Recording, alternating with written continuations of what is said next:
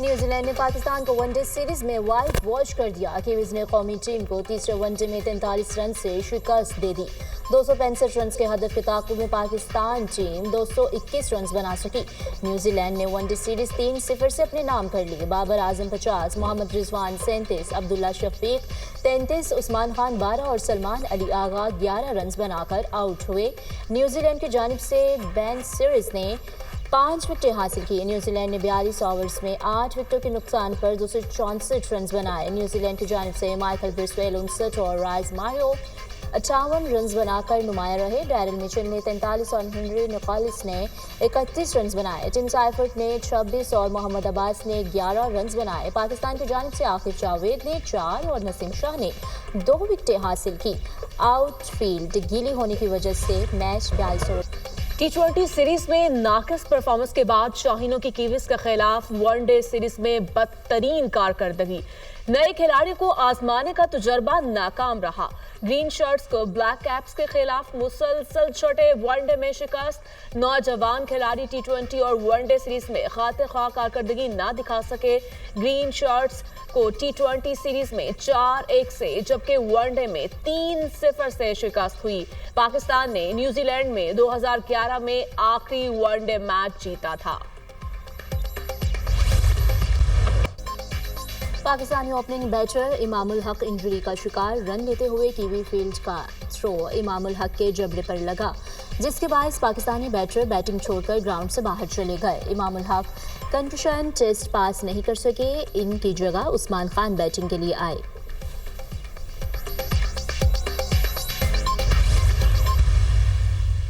आपकी वजीर खारजा की हैसियत में मैंने तो आलमी दुनिया को इस बात को मनाया है, आलमी दुनिया को, कि हमारा सिंधु को बचाना है। पानी पे डाका भारत करते आ रहा है। मैं भारत का मुकाबले करके आया हूं। शहबाज शरीफ साहब, ये अवाम का मुतालबा है, ये मेरी बात आप छोड़ दे। सुनो ये क्या कह रहे हैं। ये मंसूबा अब ऐसा मुतनाज़ा बन चुका है, पानी का मुनसिफाना तकसीम के लिए जगह जगह आवाज उठाना है। बिलावल भुट्टो का कैनाल्स मंसूबा वापस लेने का मुतालिबा। कैनाल्स नामंजूर अवाम का मुतालिबा है। पीपल्स पार्टी अवाम के साथ खड़ी होगी। कोई गैर जिम्मेदाराना फैसला नहीं करने देंगे। पीपल्स पार्टी हमेशा पानी की मुनसिफाना तकसीम का मुकदमा लड़ती आई है। भारत पानी पर डाका मार रहा था, बतौर वजीर खारजा मुकदमा लड़ा। पाकिस्तान में मुआशी बहरान और दहशतगर्दी अरूज पर है। दहशतगर्द कभी मजहब कभी कौम परस्ती के पीछे छुपते हैं। पाकिस्तान को नुकसान पहुंचाने के लिए साजिशें की जा रही हैं।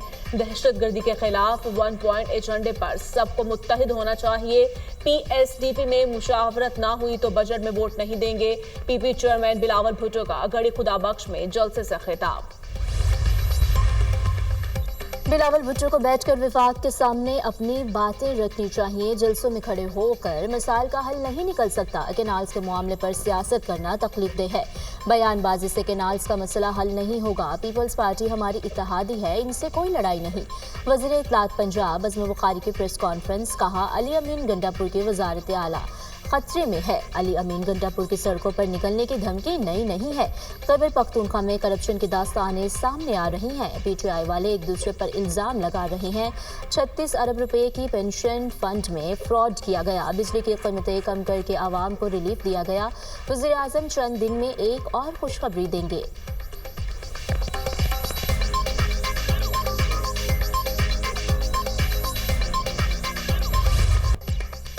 दहशतगर्दों के सहूलतकारों के लिए पाकिस्तान में कोई जगह नहीं। गैर कानूनी सरगर्मियां दहशतगर्दी की माली मुआवनत से अंदरूनी तौर पर जुड़ी हुई हैं।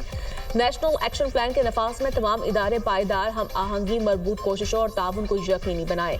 Army chief general Syed Asim Munir का कोर कमांडर्स कॉन्फ्रेंस का खिताब। किसी को भी बलूचिस्तान के अमन में खलल डालने की इजाजत नहीं देंगे। पाकिस्तान को गैर मुस्तहकम करने वालों के खिलाफ रियासत पूरी ताकत से निपटेगी। फोरम का आयादा। बलूचिस्तान में तमाम मुल्की और गैर मुल्की अनासर का असल चेहरा बेनकाब हो चुका।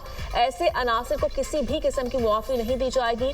फोरम फॉरम का अज़्म इस्तेहकाम की हिकमत अमली के तेज और मौसर नफाज की जरूरत पर जोर। रियासती इदारे कानून पर पूरी इस्तकामत से अमल दरामद करेंगे। कानून की अमलदारी में किसी किस्म की नरमी और कोताही नहीं बरती जाएगी। फॉरम का जम्मू कश्मीर और गजा में इंसानी हुकूक की जारी संगीन खिलाफ वर्जियों पर गहरी तशवीश का इजहार। पाकिस्तान को दहशतगर्दों के हथियारों के हुसूल और इस्तेमाल पर तशवीश। दहशतगर्दों के पास अफगानिस्तान में छोड़े गए हथियार मौजूद हैं। हथियार पाकिस्तान के खिलाफ इस्तेमाल हो रहे हैं। कालादम TTP अफगानिस्तान से बिला रोक टोक कार्रवाइयाँ करती है। दहशतगर्द गिरोहों को हथियारों की रसाई रोकी जाए। दहशतगर्द तंजीमों को मुखालिफ मुल्क की बैरूनी इमदाद और माली मुआवनत हासिल है। सलामती कौंसिल के इजलास में पाकिस्तानी कौंसलर आतिफ रजा का बयान।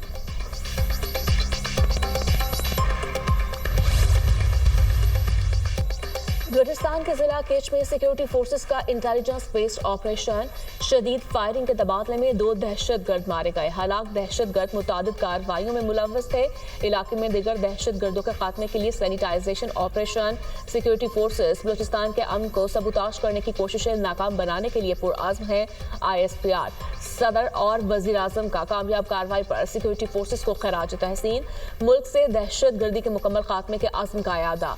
दहशतगर्दी के मुकम्मल खात्मे तक हमारी जंग जारी रहेगी। शहबाज शरीफ।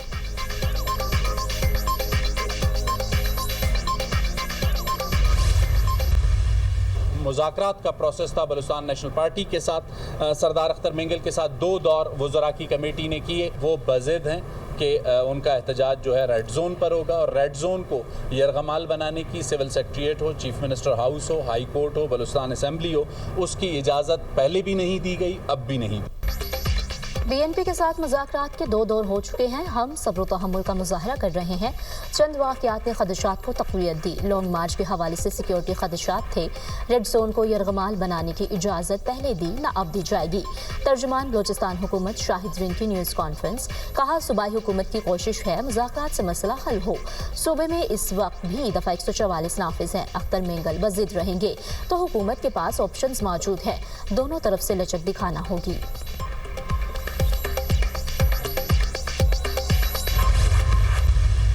हम कभी भी लोगों को इस तरीके से, जिस तरह पहले हुआ कि लोगों को जाके बॉर्डर पे छोड़ दिया गया, हमारे सूबे में वॉलंटियर बुनियाद पे जो जाना चाहता है हम उसको फैसिलिटेट करेंगे, उनको खाना खिलाएंगे, इज्जत देंगे और अपने अखराजात के ऊपर उनको इज्जत से छोड़ के भी आएंगे। सूबे की पुलिस, सूबे की इंतज़ामिया किसी को भी ज़बरदस्ती नहीं निकालेगी वहाँ से। आईनी हक के लिए फिर मैं निकलूँगा, पूरे सूबे की आवाम को भी लेके निकलूँगा, पूरे सूबे की पुलिस को, इंतज़ामिया को, सरकारी मुलाजमीन को, सबको लेके निकलूँगा। खैबर पख्तूनख्वा की पुलिस अफगान मुहाजिरीन को जबरदस्ती नहीं निकालेगी। अली अमीन गंडापुर का एक बार फिर अफगानिस्तान से मुज़ाकरात करने का मुतालिबा। दहशतगर्दी का हल मुज़ाकरात से निकल सकता है। बानी PTI के दौर में दहशतगर्दी खत्म हो गई थी। PTI को खत्म करने के लिए पूरा जोर लगाया गया। वजीर आला के PKK इस्टेब्लिशमेंट से मुज़ाकरात के टास्क की तरदीद। कहा बानी PTI ने मुझे मुज़ाकरात से मुतालिक कोई टास्क नहीं दिया। बानी PTI डील नहीं, मुल्क के लिए मुज़ाकरात करेंगे। अली अमीन गंडापुर की फिर सड़कों पर आने की धमकी। NFC अवार्ड हमारा आईनी हक है, ना मिला तो सड़कों पर निकलूंगा।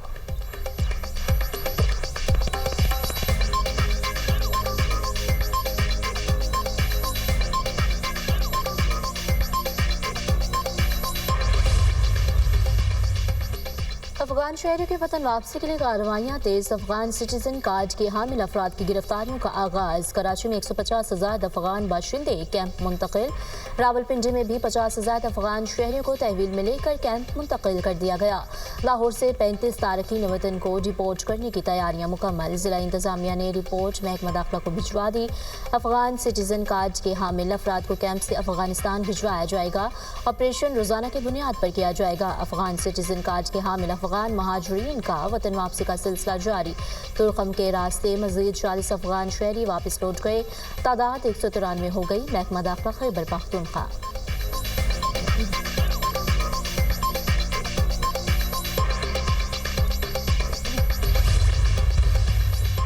लाहौर हाईकोर्ट ने बानी PTI की 9 मई जलाओ घेराव की जमानतें समाअत के लिए मुकर्रर कर दी। जस्टिस सईद शहबाज रिजवी और जस्टिस तारिक सलीम शेख का 2 रुकनी बेंच 10 अप्रैल को समाअत करेगा। अदालत ने स्पेशल प्रोसिक्यूटर्स को दलाइल देने के लिए तलब कर रखा है। बानी पीटीआई ने 9 मई के 8 मुकदमात में जमानतें दायर कर रखी हैं।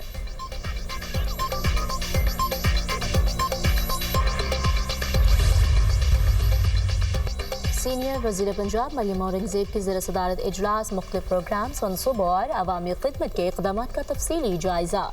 इजलास को रिंग रोड मनसूबे पर अब तक की पेशरफ्त पर ब्रीफिंग, दिसंबर में तकमील यकीनी बनाने की हिदायत। नाला लई मनसूबे की फिजिबिलिटी अगले 3 माह में तैयार करने की हिदायत की गई। मरियम औरंगज़ेब ने सुथरा पंजाब प्रोग्राम में सामने आने वालों की कमज़ोरियाँ दूर करने का हुक्म दे दिया। कहा, वज़ीर आज़म और वज़ीर आला पंजाब की अवलीन कोशिश आवाम को रिलीफ फराहम करना है। इंतज़ामिया और अवामी नुमाइंदगान के मिलकर काम करने से आम आदमी को रिलीफ मिलेगा।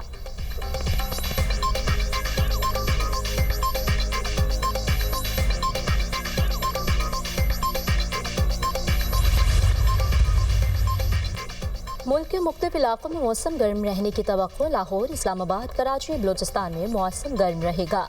लाहौर में गर्मी की शिद्दत में इजाफा, दर्जा हरारत 33 डिग्री तक जाने की तवक्को। पंजाब के बेशतर अजला में मौसम गर्म और खुश्क रहने का इम्कान। कराची में कम से कम दर्जा हरारत 39 सेंटीग्रेड रिकॉर्ड। खैबर पख्तूनख्वा के बेशतर अजला में मौसम खुश्क रहेगा। आज़ाद कश्मीर और गिलगित बल्तिस्तान में बारिश का कोई इम्कान नहीं।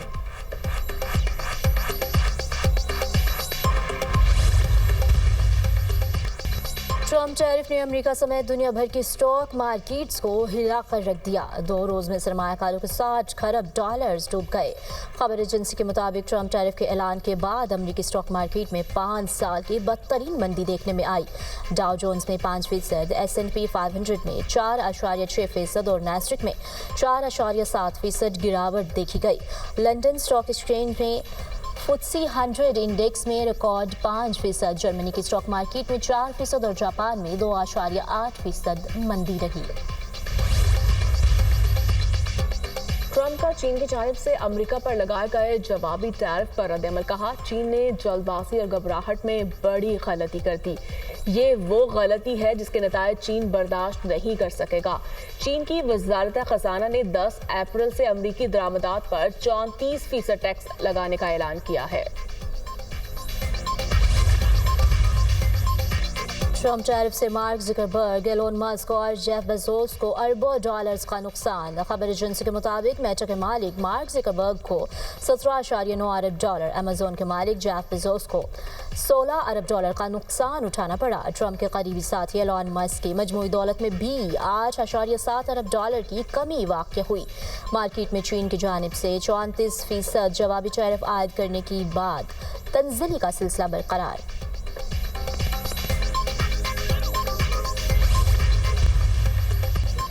यूक्रेनी सदर के आबाई इलाके पर रूस का मिसाइल हमला, 6 बच्चों समेत 19 अफराद हलाक। हमले में 50 से ज्यादा अफराद जख्मी। ऐसे हमले इत्तफाकी नहीं हो सकते। रूस जानता है ये तवानाई की तंसीबात हैं। इस किस्म की तंसीबात किसी भी हमले से महफूज रहनी चाहिए। रूस ने अमेरिका से तवानाई तंसीबात को निशाना बनाने का वादा किया था। यूक्रेनी सदर का रद्द-ए-अमल। अमेरिका के यमन में हौसियों पर हमले जारी। ट्रंप ने यमनी हौसियों पर अमेरिकी ड्रोन हमले की वीडियो शेयर कर दी। वीडियो में तकरीबन 70 अफराद को ड्रोन हमले में निशाना बनाते दिखाया गया है। हमले से मुतालिक ट्रंप ने कहा कि ये तमाम हौसी हमलों से मुतालिक हिदायत लेने के लिए जमा हुए थे, लेकिन अब ये हमले करने के काबिल नहीं रहे। हौसी अब कभी हमारे बहरी जहाज नहीं डबो सकेंगे।